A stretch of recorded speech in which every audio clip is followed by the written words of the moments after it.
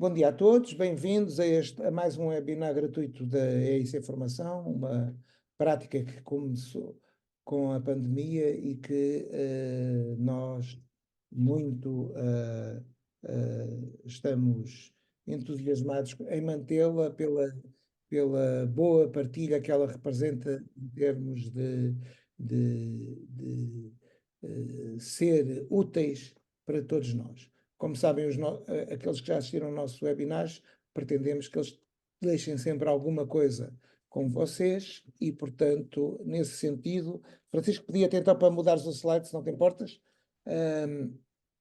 Gostaria de vos apresentar o nosso já velho parceiro, velho de tempo de parceria, não de idade, que ele é um jovem, Francisco Castro, a quem dou as boas-vindas e agradeço a disponibilidade para estar connosco durante esta hora.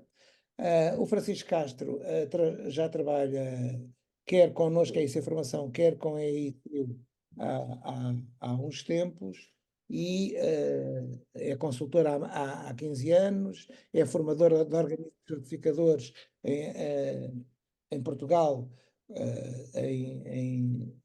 no Brasil, naturalmente, e em África também.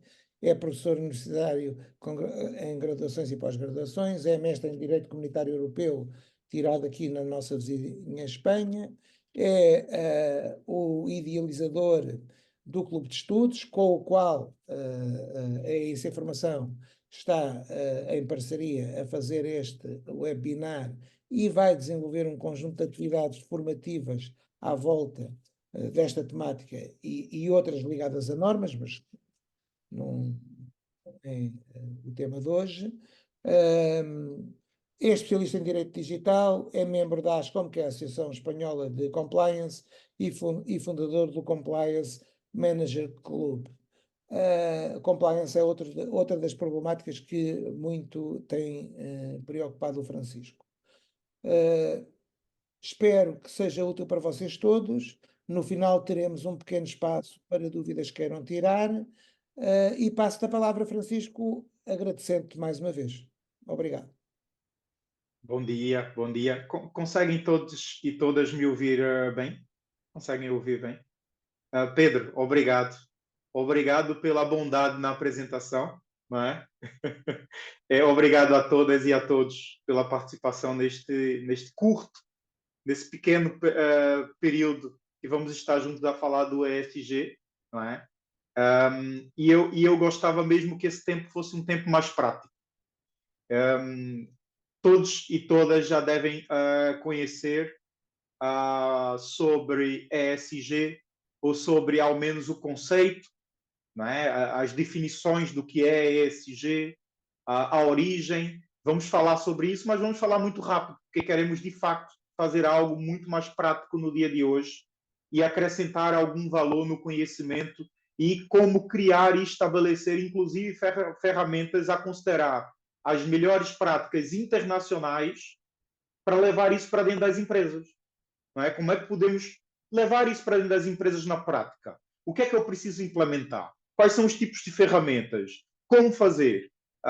Então, vamos utilizar, claro, do tema do nosso webinar, que é a importância mundial, para trazer essas melhores práticas internacionais mundiais como forma de ferramentas para implementar o ESG em um sistema de gestão. E vamos falar um pouco também sobre isso, sobre a importância de se ter um sistema de gestão dentro da empresa que facilita a integração dos conceitos e das ferramentas ESG para as organizações e para as empresas que já têm um sistema de gestão, não é?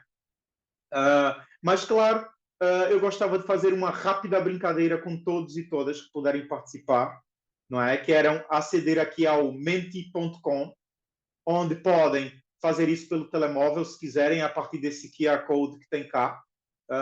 Também pelo link que está aqui, ou simplesmente por um código que eu posso fornecer a todos vocês para que entrem no www.menti.com, apenas isto, é só digitar isso mesmo no computador, ou no telemóvel, ou no tablet, em qualquer dispositivo conectado à internet, está bem?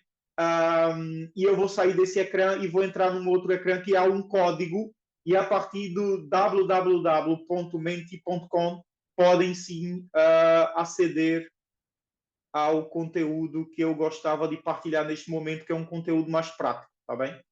Então, deixem-me entrar aqui, pronto, já está cá. Olha, e já tem muitas pessoas aqui que estão a responder, inclusive. Já agradeço, não é, a eficiência de todos e todas em já estarem a responder. E a questão é exatamente esta. Para começarmos aqui a falar um pouco sobre ESG e sair um pouco da teoria e irmos à prática, eu gostava de saber do conhecimento de todos que estão presentes nesta reunião online. O que conhecem de ESG, então eu gostava de saber da opinião de vocês sobre 3 conteúdos que não poderão faltar na implementação do ESG numa empresa. Environment, Social and Governance, não é? Quer dizer, uma gestão ambiental com responsabilidade social e uma governança para alinhar a gestão corporativa de compliance, não é? O Pedro estava a falar que é um dos temas que eu também me preocupo muito, é com compliance. Compliance está estritamente ligado a ESG, não é? Assim como está ligado a muitas outras normas de sistema de gestão, porque compliance é cumprimento de requisitos. Então, quando falamos de compliance, estamos a falar de cumprir com requisitos e no próprio, nas próprias bases do ESG, dos requisitos e critérios ESG, existe o tema anticorrupção a ser tratado. Lá no G, na governança, não é? Esse tema também é tratado ali nessa base do G da governança, não é? Nós temos aqui 3 bases, o ESG, como falamos, é a gestão ambiental, a responsabilidade social e a governança, e nesta última base, a governança, há sim a preocupação com a gestão anticorrupção, não é? Já temos aqui, olha, 17 respostas, maravilha, muito bem. Muitas pessoas já responderam, e eu já vou aqui abrir aqui os resultados, apesar de já termos aqui 25 pessoas online conosco, agradecemos a presença de todas e de todos, né? Mas vou abrir aqui as respostas, só para já termos uma ideia do que estamos a partilhar de informação sobre ESG. E temos aqui, olha, várias. E começa por sustentabilidade. A ideia que está na nossa nuvem de palavras central e de tamanho maior é porque foi mais vezes repetidas pelas pessoas que responderam. Sustentabilidade. Não é? E é uma palavra interessante, porque muitas pessoas só conseguem perceber sustentabilidade como ambiental. Mas quando nós falamos de sustentabilidade, estamos a falar de uma sustentabilidade empresarial, não é? Que vai fornecer perenidade empresarial, quer dizer, tempo de vida à empresa, uma empresa bem gerida, sustentável, não é? Em vários âmbitos, econômico, financeiro, ambiental, social, de governação. Esta empresa, ela subsistirá mais tempo no mercado, no mundo, não é? Dentro do seu âmbito de atividade empresarial. Então, sustentabilidade, de facto, é uma palavra-chave, mas não é uma palavra-chave apenas para ambiente. Tá bem? Quando falamos de sustentabilidade em ESG, lembrem que, além do âmbito da base environment, nós temos a base social and governance, que também envolve a sustentabilidade e perenidade empresarial. E depois disso, claro, propósito, ESG, são empresas que, de facto, têm um propósito a cumprir.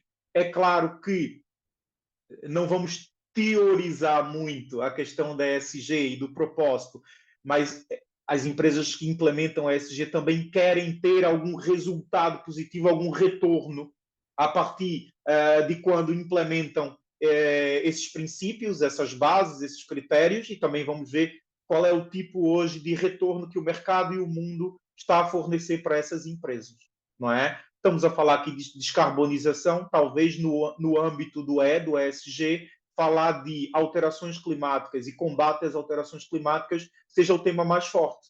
E para falar disso, falamos de descarbonização, não é? Muito bem colocado também a descarbonização como uma das palavras-chave para conseguirmos perceber mais até onde vamos com o ESG num ambiente empresarial.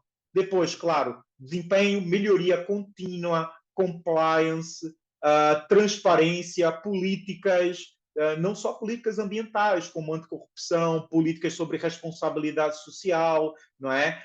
Por exemplo, no âmbito europeu, nós temos aqui, as empresas têm uma grande responsabilidade social em relação à contratação, por exemplo, de imigrantes legais, imigrantes ilegais, não é? Já cá na Europa não é tão comum como em países latino-americanos, onde há grandes problemas ali de contratação de menores, não é? De crianças e jovens que ainda não podem trabalhar e ilegalmente estão ali a trabalhar, ou mesmo trabalho escravo, não é? Nesses países latino-americanos ainda existe muito esse problema também. E quando falamos de responsabilidade social, estamos a falar disto. Mas não estamos só a falar disso. Não estamos apenas a falar disto. Estamos a falar de como alimentamos positivamente os nossos colaboradores. Como incentivamos, motivamos eles a trabalhar na organização, na empresa, não é? Quais os benefícios que a empresa entrega aos seus colaboradores, aos familiares dos colaboradores, não é? Tudo isso também está no âmbito da responsabilidade social e são atividades interessantes e importantes de serem implementadas no âmbito social do ESG, não é? Então, olha, muito bom aqui as respostas. Como o Pedro disse, depois todos os participantes vão receber um e-mail com o material da apresentação em PDF e também podemos, Pedro, se concordar, enviar também uma foto desta nuvem de palavras, não é, para todos, para que todos tenham acesso à própria nuvem que nós criamos aqui juntos em equipa, não é? Foi um trabalho em equipa e eu acho que vale a pena também partilharmos esta informação da nuvem, ok? Pronto, dito isto, vou voltar aqui à apresentação principal. Pronto. Para começarmos a falar e a teorizar, mas vamos teorizar durante 3 páginas de slides, está bem? E depois disso já vamos às práticas e às recomendações práticas e aos modelos práticos. Então, só para que percebamos a motivação para que as empresas possam avançar com um sistema de gestão com base nos pilares, nos eixos ESG, não é? Nós temos aqui vários tipos de pesquisas internacionais. Uma das mais importantes, não é, que é o estudo feito pelo Total Societal Impact, a New Lens for Strategy do Boston Consulting Group, em 2017, a afirmar que implementar conceitos ambientais de responsabilidade social e governança nas empresas aumenta o valor de mercado e a margem de lucro dessas empresas e dessas organizações que implementam isso. Mas isso não vem em 2017, não é? Nós estamos a falar, na verdade, de um conceito, ESG é um conceito que surgiu há 20 anos atrás. Tá bem? Também não é um conceito muito antigo, também não é muito novo, estamos a falar ali de 20 anos, é quase a minha idade, mentira. Peço desculpas, não é? Mas não podia deixar de tentar aqui forjar a minha idade. Eu nasci nesse ano, não é, Pedro? 2004. Não, mas mentiras à parte, está bem? Em 2004, então, houve uma publicação chamada Who Cares Win? Quem se importa ganha. Quer dizer, quem se importa com o social, quem se importa com as questões ambientais, quem se importa com a imagem, com a credibilidade da empresa, com a integridade empresarial, ganha, não é? Talvez o empresário inicialmente diga, pá, isso vai ser um custo, eu vou ter que estruturar uma equipa, vou ter que estruturar a empresa para implementar essas ferramentas.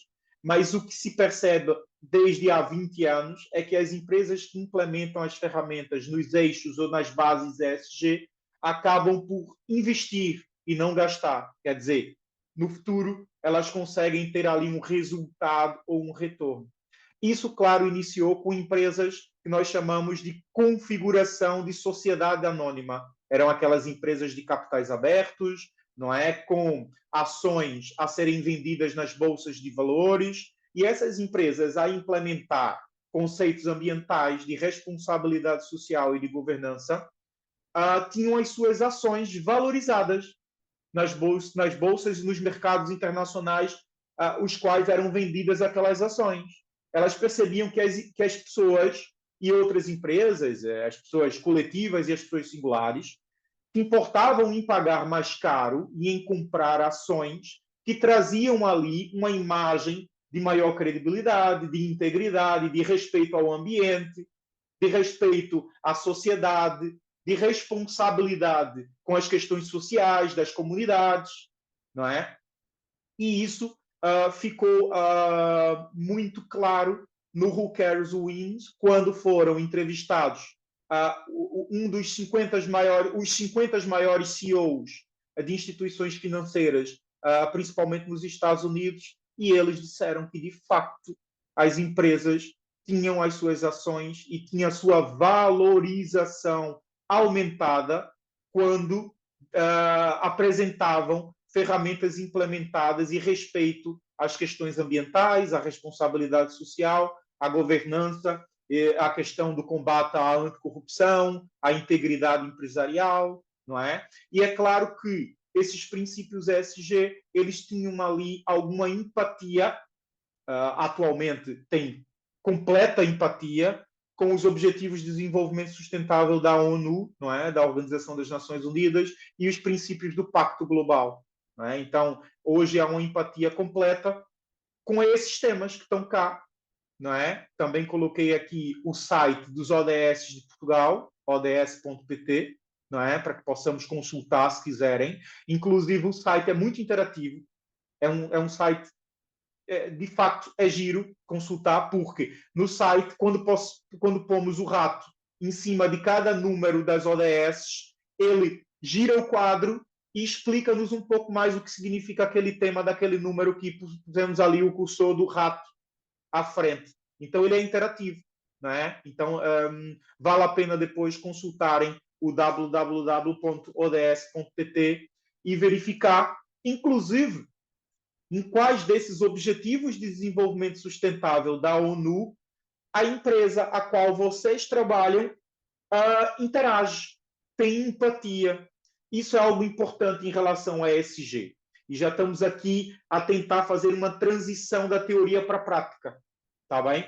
Para levarmos à prática esses conceitos bonitos, os Objetivos de Desenvolvimento Sustentável da ONU, os princípios do Pacto Global, nós temos que fazer uma análise de materialidade.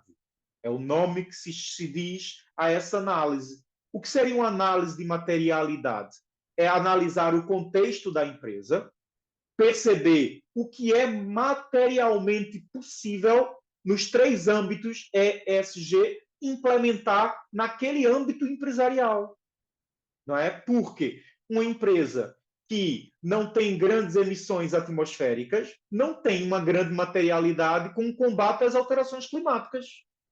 Não é? Uma empresa que não tem contaminação hídrica, ela não tem uma grande materialidade com a questão do respeito às questões hídricas, não é? A utilização correta da água. Então, essa análise deve ser feita. E esse é um dos primeiros erros de quem começa a implementar um sistema de gestão com base nos princípios e nos eixos ESG, sem antes fazer essa análise, que eu não afirma que não consegue implementar tudo. E, de facto, não consegue, porque não se deve implementar tudo. Tá bem? Temos aqui a analisar o contexto ano a ano daquela organização e perceber o que é materialmente possível implementar. E, nesta materialidade, ainda temos que perceber uma outra questão. Eu vou ter vários objetivos e critérios materialmente possíveis. Quais são os prioritários? Eu preciso fazer uma análise de prioridade. Então, eu faço uma análise de materialidade e depois uma análise de prioridade. E a partir de um plano de ação, não é? De um planeamento, eu começo a implementar com base no que é materialmente possível implementar e o que é prioridade implementar dentro do meu contexto e do âmbito empresarial da minha organização, da minha empresa.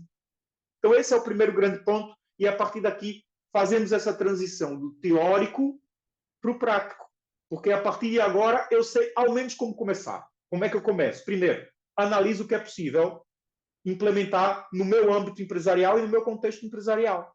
Segundo, faço uma análise do que é prioritário e começo a estabelecer um planeamento com um cronograma, prazos, a partir das prioridades do que deve ser implementado. Opa, já sabemos como começar, não é? Já podemos agora sim iniciar a implementação ESG. Além dos objetivos de desenvolvimento sustentável da ONU e dos 10 princípios do Pacto Global, nós temos um relatório que, e todos os anos saem novos relatórios, saem novas informações sobre as questões de responsabilidade social do mundo, as questões ambientais e as questões de governança no mundo, e claro que nós podemos trazer essas novas informações para dentro do nosso sistema ESG. O último relatório, o The Global Risk Report de 2022, estabeleceu os 10 riscos mais severos para os próximos 10 anos no mundo. Então, aí, falha na ação climática, clima extremo, perda de biodiversidade, erosão da coesão social, crise de subsistência humana e animal, doenças infecciosas, danos ambientais humanos, crises dos recursos naturais, crises de dívidas e confrontos geoeconômicos. Olha lá, não é? E é claro que eu também posso fazer uma análise de materialidade de quais desses 10 riscos mais severos que vão acontecer nos 10 próximos anos são empáticos, interagem com o âmbito da minha organização, para também tentar, de alguma maneira, agir em combate a esses riscos para tentar minimizá-los, claro, dentro do meu âmbito, dentro do meu contexto. Outra questão interessante que as pessoas sempre fazem e questionam é: Francisco, estamos a falar de coisas muito grandes. Estamos a falar aqui de coisas que altera o mundo. Não altera a minha empresa que fica em Lisboa, a minha empresa que está em Coimbra, a minha empresa que está no Porto. Não. Mas se nós tivermos uma união de pessoas coletivas e singulares, cada um a fazer a sua análise e a combater e minimizar os riscos, temos um conjunto. E esse conjunto é que sim vai, de facto, fará a diferença. Se todos nós, como unidade, pensarmos que não conseguimos fazer nada, ninguém faz nada e provavelmente vamos até acelerar o fim da própria humanidade, se pensarmos desta maneira, não é? Então também temos que pensar coletivamente quando falarmos em ESG. Temos que ter de facto um propósito, não é? E pronto, isso é uma questão importante. Não é toda a gente que tem esse propósito mentalmente, não é? Então, ESG também não vai ser para todo tipo de empresa. Não são todas as pessoas que irão aderir a esses ideais, não é? A esses objetivos, a essas ferramentas. E isso é normal. Nós somos seres humanos e somos diferentes, temos perspectivas diferentes, pensamos diferentes uns dos outros, não é? Mas aqueles que pensam igual, pronto, precisam agir de alguma maneira, não é? Seja pelo propósito, como falamos, seja como falamos há 2, 3 slides passados, pelo benefício que isso pode trazer para a empresa. Valorização da empresa, aumento da credibilidade, melhoria da imagem, pessoas que vão comprar daquela empresa porque sabem que ela tem um ESG implementado, isso vai valorizar a empresa no mercado. Temos que pensar de todos os lados, não é? Eu costumo brincar a dizer, não podemos ser apenas românticos. Ser romântico é bom, mas precisamos ter aqui uma dose de realidade. E a dose de realidade é, sim, isso pode trazer benefícios financeiros, econômicos, de imagem, de mercado para as empresas e para as organizações. Não é? Também já havia falado, não é, sobre a questão de que as organizações e as empresas que têm um sistema de gestão implementado, seja ele integrado, já com qualidade, ambiente, saúde e segurança, segurança da informação, compliance, anticorrupção, ou mesmo apenas um sistema de gestão, já tem ali uma base estrutural de gestão para integrar os conceitos ESG. Não é? Se nós falarmos do sistema de gestão integrado básico, que é qualidade, ambiente e saúde e segurança do trabalho, e metemos aqui em saúde e segurança do trabalho as questões de responsabilidade social, nós temos boa parte das ferramentas ESG implementadas nesse sistema, a funcionar de alguma maneira nesse sistema. Não é? E é claro que, para eu ter um sistema de gestão a funcionar, eu tenho que planear esse sistema, tenho que executar aquilo que eu planeei, criar métodos de monitorização e métodos de agir para melhorar continuamente esse sistema, não é? Então, ESG é um tema transversal aos sistemas de gestão.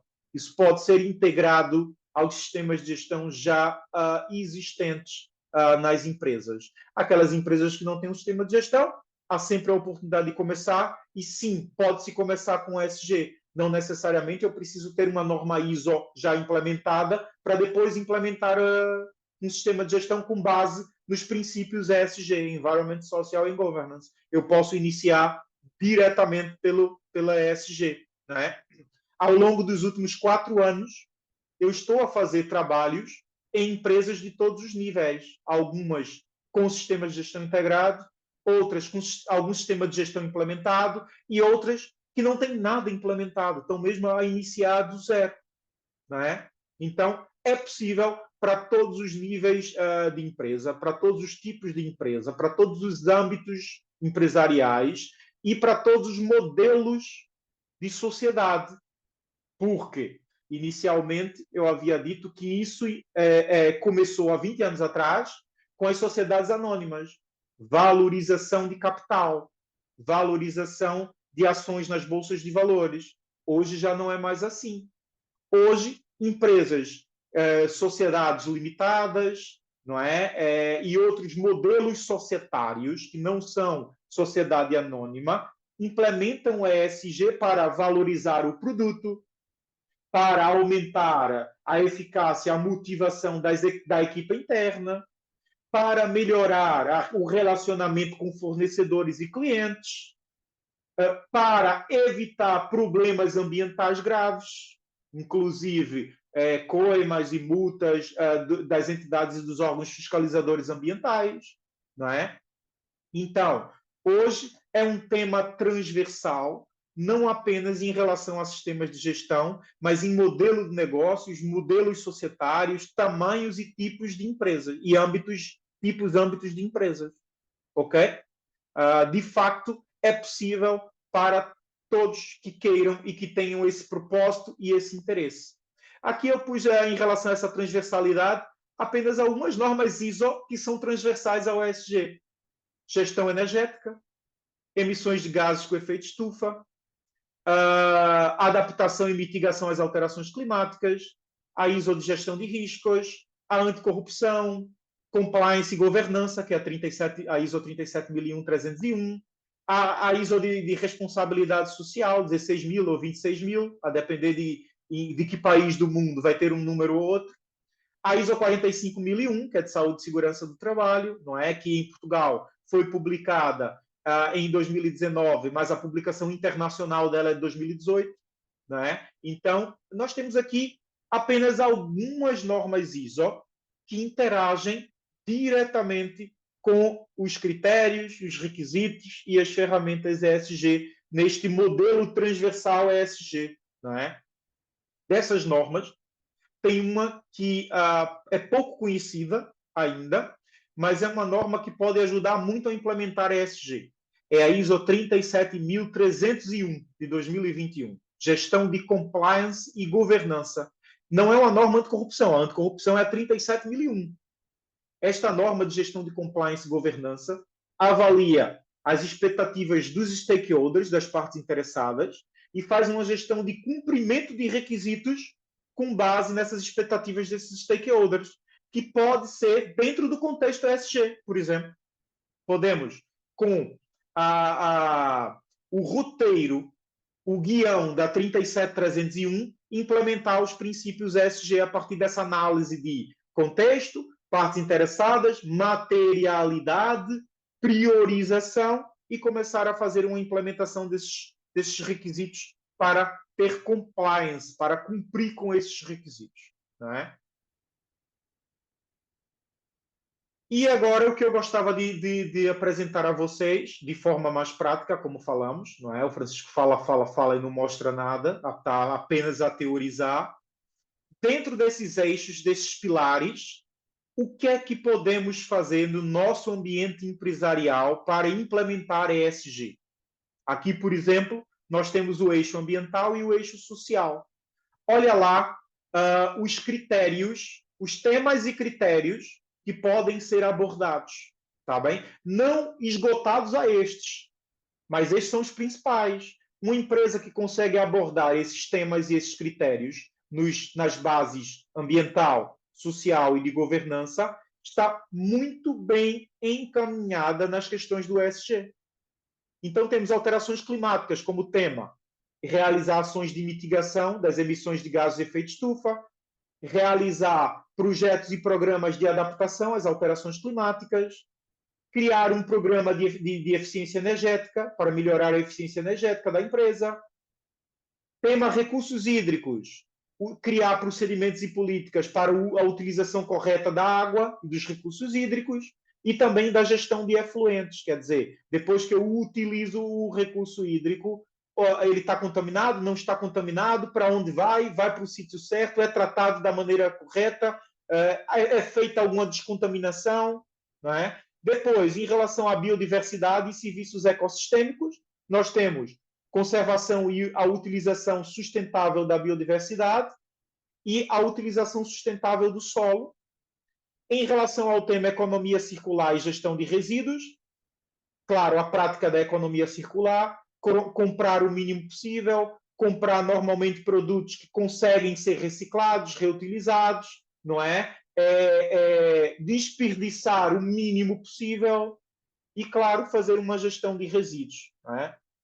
Para a maioria desses temas, em Portugal, nós temos leis ambientais para tratar desses temas. Claro que não é adequada para todos os âmbitos empresariais, não é?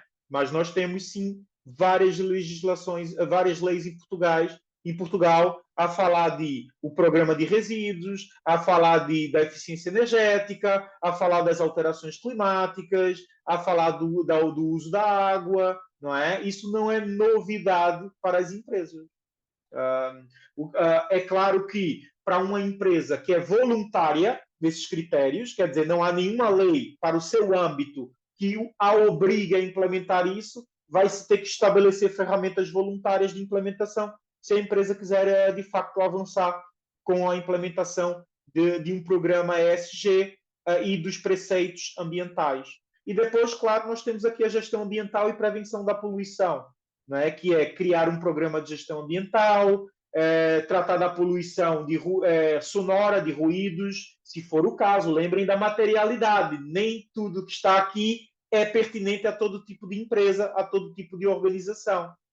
A qualidade do ar, a gestão das áreas contaminadas, a gestão dos produtos perigosos. Olha lá, outro tema que há lei em Portugal e na União Europeia a tratar sobre, não é? Produtos perigosos, produtos químicos.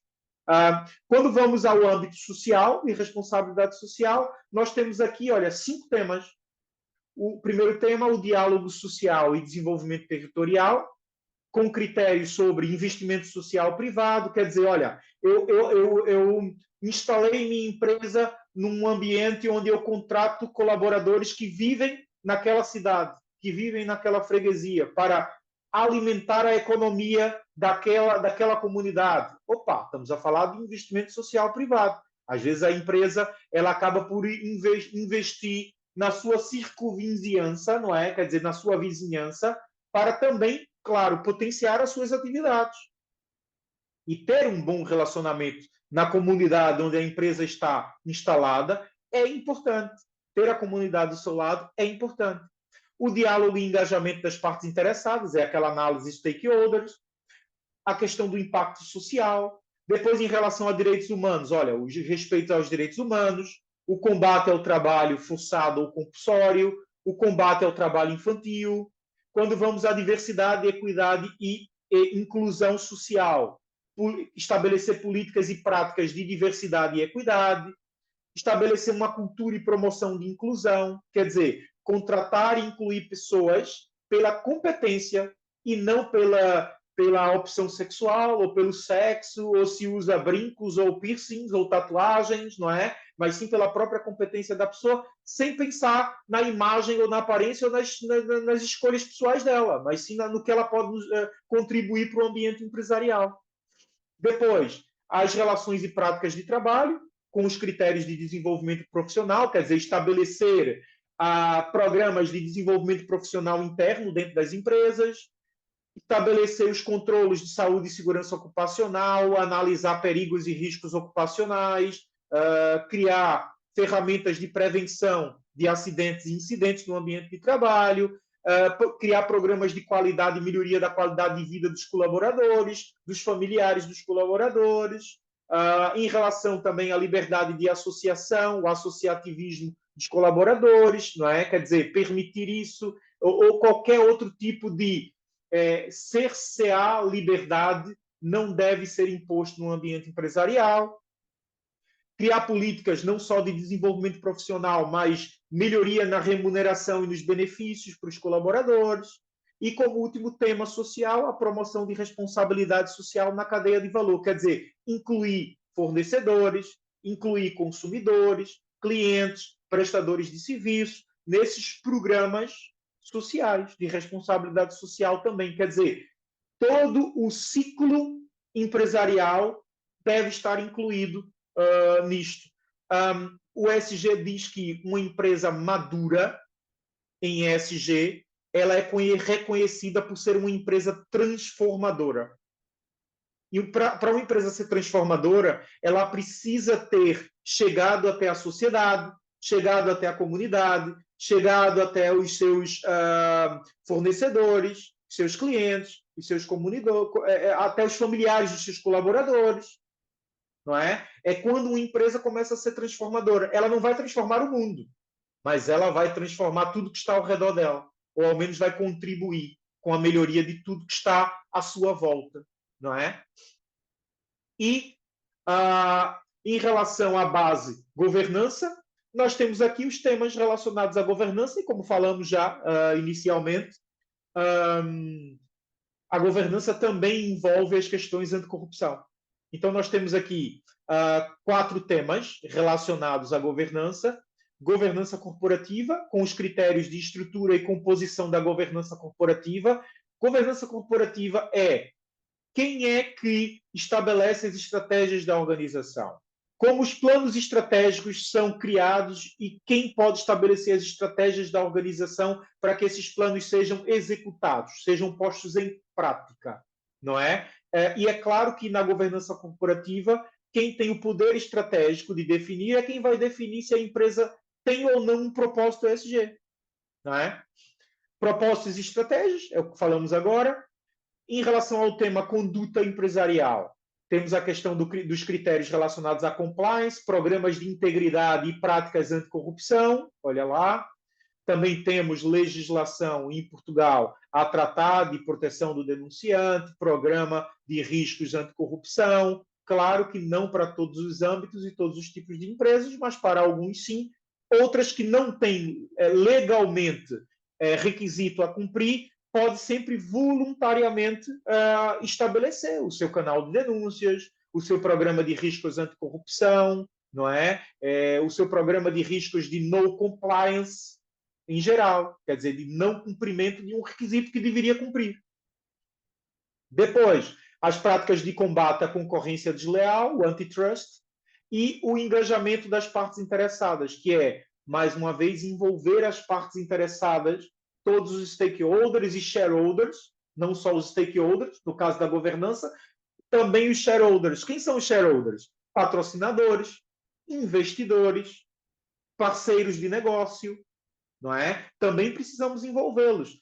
Quem hoje investe ou assegura numa empresa que não passa, não transmite uma transparência, uma integridade, ou que não transmite que cumpre com as leis e os regulamentos ambientais, ou que não cumpre com os preceitos de respeito social e de direitos humanos?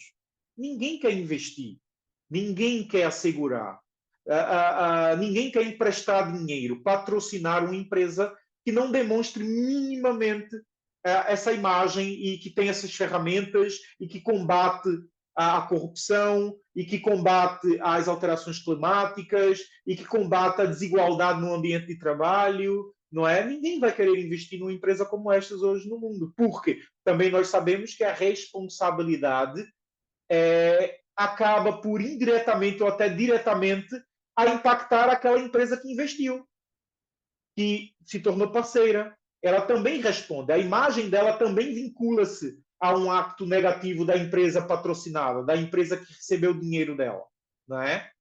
Então, esse engajamento das partes interessadas é algo muito relevante na governança.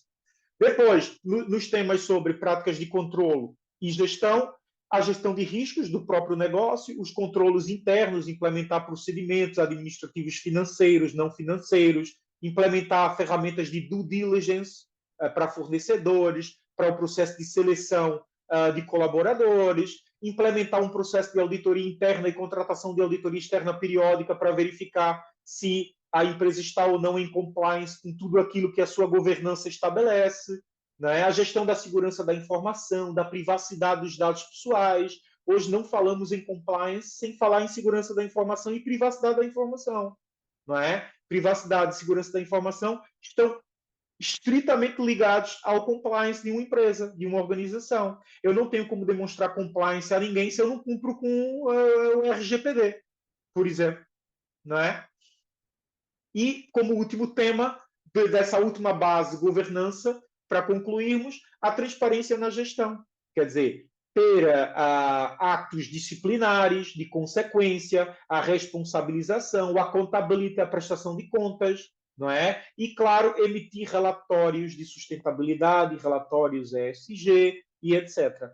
E aqui ao lado, mais uma vez, eu repito, materialmente, nem todos esses critérios e temas são pertinentes a todo tipo de empresa, a todo âmbito de empresa. Precisa-se primeiro avaliar esses 3 quadros, os 3 eixos, as 3 bases, e verificar dos temas e dos critérios o que é materialmente possível implementar ou não naquela empresa especificamente. E depois, claro, criar um plano de ação a priorizar aquilo que é materialmente possível implementar e o que é mais importante, implementar primeiro. E aí temos um plano de ação para começar a trabalhar com ESG nas empresas, não é? Além disso, o que é que eu faço? O que é que eu fiz com esse conteúdo? Eu criei uma checklist. Olha lá, eu tenho uma checklist que eu aplico nas empresas. Environment, se eu alterar a página, vou para o social. Se eu alterar a página, eu vou para a governança. Onde eu analiso a materialidade, onde o que está em vermelho é mais crítico materialmente, o que está em amarelo é materialmente possível implementar, e começo a fazer um diagnóstico de evidências do que a empresa já tem, do que ela não tem, e depois, claro, eu analiso a maturidade da empresa e, num outro documento, eu crio um plano de ação com base nisto. Então, olha, é fácil. É pegar aquilo lá, criar aqui umas colunas de status, de análise, de diagnóstico das evidências, de maturidade, e o que for possível implementar, eu crio um plano de ação com aquilo que eu filtrei aqui neste documento. Seja no âmbito da gestão ambiental, seja no âmbito da responsabilidade social, para cá, seja no âmbito da governança e da anticorrupção e do compliance, que está cá, deste lado. Muitas vezes, para alguns tipos de organizações e de empresas, o que é que eu faço? Aplico um diagnóstico a partir de um Google Form. Eu apanho lá aquelas informações que estávamos a ver até agora, crio aqui, olha, esse é um programa que eu faço há 3 anos para a Federação das Indústrias no Brasil. A Federação das Indústrias ela tem uma certificação própria ESG dela, para as indústrias associadas. E então, o que é que eu faço? Eu envio para as indústrias, olha lá, um questionário, e eles vão responder se sim ou não. E eu faço aqui um diagnóstico. O que eles não têm implementado é o que eu preciso analisar se é materialmente possível implementar e crio um plano de ação para que eles comecem a implementar. Seja para governança, seja para o social, ou seja para o ambiente. E aqui eu começo a trabalhar, olha, inclusive, vou tirar aqui só o conteúdo de contatos. O próprio Forbes produz para mim indicadores, a me dizer o que é que as empresas mais cumprem, o que é que elas não cumprem, quais são as principais necessidades delas, e a partir daqui eu começo a implementar ou a estabelecer planos de ação, de implementação, com base nesta materialidade e neste diagnóstico, não é? E, claro, depois eu vou lá verificar, olha lá, faço, depois de tudo implementado, claro, depois do prazo de implementação, eu faço aqui a aplicação de um checklist de verificação do cumprimento. E aqui eu também tenho, claro, indicadores de antes e depois, o que é giro, olha. Eu consigo ver a quantidade de empresas que tinha aquela ferramenta antes e a quantidade de empresas que tinha aquela ferramenta depois. Olha lá. A empresa tem um planeamento estratégico, 66% disse que tinha no diagnóstico. Após a auditoria, 72% tinha durante a auditoria, quer dizer, verificado com evidências. Não é? E esse antes e depois demonstra a eficácia da implementação do ESG nas organizações e nas empresas. Não é? Então, esses são os métodos de trabalho que eu utilizo. Aqui tem, claro, um passo a passo ou um fluxo do que precisamos fazer para começar a implementar isso na nossa empresa, conhecer, contextualizar, não é? Estabelecer a materialidade, as prioridades, planear, implementar, criar ferramentas de monitorização, auditoria interna, checklists, registros diversos e, claro, fazer um report no final daquela minha implementação e, anualmente, fazer o meu report de melhoria contínua das implementações que melhoraram ano após ano. Não é? E, atualmente, isso é específico, tá bem, de uma prática, de uma norma, não é uma norma ISO, não existem normas ISO de ESG, elas, nesse momento, fazem parte de alguns comitês de estudo, mas não existe. Mas, por exemplo, no Brasil, há uma norma da ABNT, que é a mesma coisa que o IPAC em Portugal, que é a PR 2030, são as práticas recomendadas ESG 2030. E nessas práticas recomendadas, tem lá um método de monitorização, de implementação das ferramentas ESG e que as empresas elas podem estar em uma dessas fases de implementação. Elementar, não integrado. Elementar não tem requisitos e critérios implementados. Não integrado tem requisitos implementados, mas eles não estão integrados num sistema de gestão que funcionam, que é planeado, que é auditado, que passa por uma revisão, que faz periodicamente relatórios. Depois o estágio, ou a fase gerencial, ou de gestão, essa sim, já há ali alguma integração dos cumprimentos desses critérios. A fase 4, que é estratégica, quer dizer, isso de fato já faz parte da governança da empresa. E a última fase é a empresa transformadora, que ela já tem isso nas estratégias da empresa, isso já está integrado, já faz parte da sua gestão, da sua cultura organizacional, e ela consegue impactar positivamente comunidade, sociedade, familiares dos colaboradores, fornecedores, prestadores de serviço, não é? Então, aqui há fases de maturidade de uma empresa em relação à sua implementação ESG. E não podemos deixar de falar dos relatórios. Estamos a falar até agora dos relatórios. Temos uma norma internacional hoje que podemos utilizar como um padrão para perceber quais são os principais critérios ESG e registrar, fazer reportes, fazer relatórios periódicos do nosso ESG na empresa? Tem. São os famosos GRIs, não é? Ou GRI Standards. São os Global Reporting. Aqui há o link, tá bem? Para que vocês possam aceder. As standards ou as normas GRI, elas são gratuitas. Vocês podem entrar lá no site e fazer download de todas as normas. E essas normas, esses standards, que nos ajudam a cumprir os requisitos ESG e fazer relatórios ESG periódicos, eles têm 3 tipos. As normas universais, globais, as normas setoriais, indústria, agricultura, quer dizer, por âmbito empresarial, e as normas temáticas, onde nós temos a responsabilidade social, onde nós temos o ambiente, onde nós temos a governança, o compliance. Então, nós temos aqui 3 tipos de GRIs, principalmente as Topic Standards, que são essas do nosso lado aqui direito. Elas é onde vamos encontrar os estándares de relatórios e reportes ESG. Ok? É mesmo nelas onde vamos encontrar esses relatórios. Mas não há uma certificação, não há ainda um processo de auditoria internacional e de certificação. O que há? Muitas entidades, muitas associações, confederações de indústrias, de empresas, estão a criar para os seus associados o seu próprio certificado. Criam uma metodologia de auditorias periódicas, com auditores competentes, qualificados, e esses auditores fazem essas verificações periódicas nas empresas que propõem implementar as bases e os critérios ESG.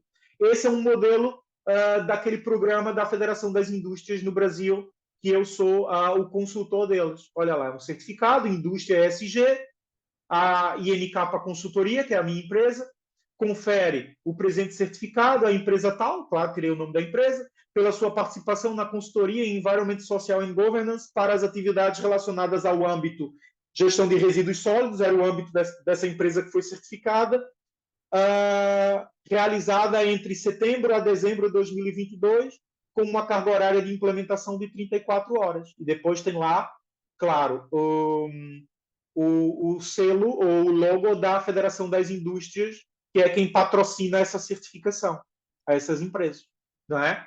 Então, hoje não há um estándar de certificação internacional, isso está a ser estudado, mas várias confederações, associações de empresa, de indústria, já estão a criar os seus próprios, não é? A partir das metodologias, das melhores práticas internacionais, dos GRIs, não é? Das bases, dos Objetivos de Desenvolvimento Sustentável, do Pacto Global, não é? Estão a buscar critérios ali e a criar os seus próprios critérios a partir dessas melhores práticas que são passíveis de auditoria e de certificação. Ok? Dito isto, eu falo muito, e Pedro, quando fui olhar ao relógio, já são 10h55, não é? E se me permitirem falar, eu falava mais 1 hora, mas pronto, não é? Não vou mais ocupar a vocês. É agradecer mais uma vez ao convite da IC Formação, agradecer ao Pedro Castanho por esse convite, que muito me honra, não é? E espero, nessa hora, poder ter mostrado algumas questões práticas que, de facto, possam levar, a partir de hoje, para dentro das organizações, das empresas nas quais trabalham. Então, muito obrigado a todos pela grande atenção nesta manhã. Muito obrigado.